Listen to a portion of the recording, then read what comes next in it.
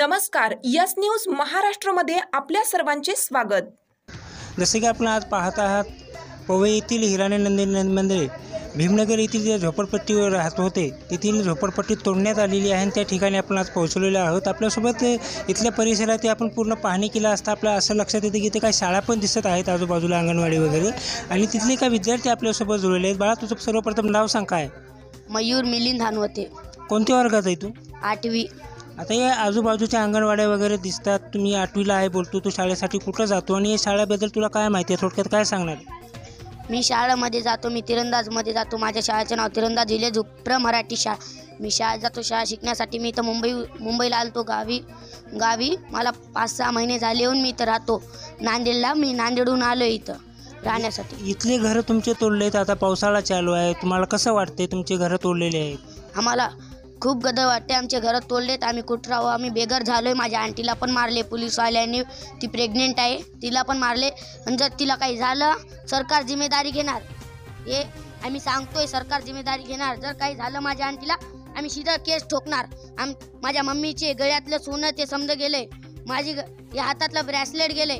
भीमनगरमध्ये हा प्रकार घडलेला आहे, तेथील महिला आपल्यासोबत जुळलेल्या आहेत, आपण त्यांच्याशी बोलणार आहेत। मावशी, भर पावसामध्ये तुमचे घर तोडले, तुम्हाला या अगोदर कोणती कल्पना दिली होती का सोडण्यासाठी? पावसाळ्यात घर तोडले तुम्हाला? कल्पना दिली नव्हती आम्हाला। 2017 मध्ये एक नोटीस लागली, ती नोटीस खोटी म्हणून अशी ठरवल्या गेली।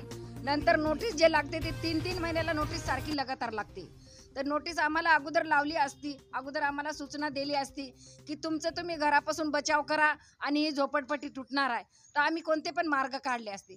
आम्हाला अशी अवस्थेत 3 तारखेला नोटीस लागली, 4 तारखेला मतमोजणी होती आणि 6 तारखेला लगेच तोडायला सुरुवात झाली। आमच्या काय बापाने इथं रूम बांधून ठेवली नाही, आम्हाला भाड्यानं भेटायला रूम लगेच कशी भेटणार?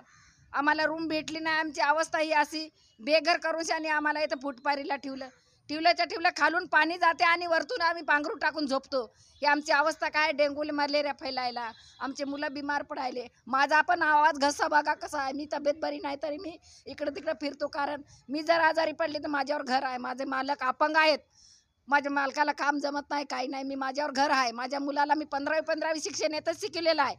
माझी मुलगी एक बँकेत आहे, माझी मुलगी 2003 मधला येतात जन्म आहे माझ्या मुलीचा।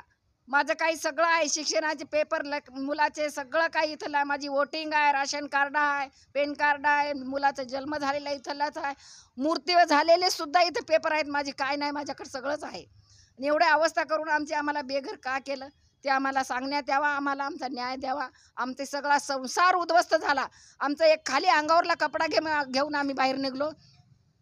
आपण पाहताय की इथले नागरिक एकदम संताप व्यक्त करत आहेत, ज्या पद्धतीने 20-25 वर्षापासून इथे लोक वास्तव्य करत आहेत।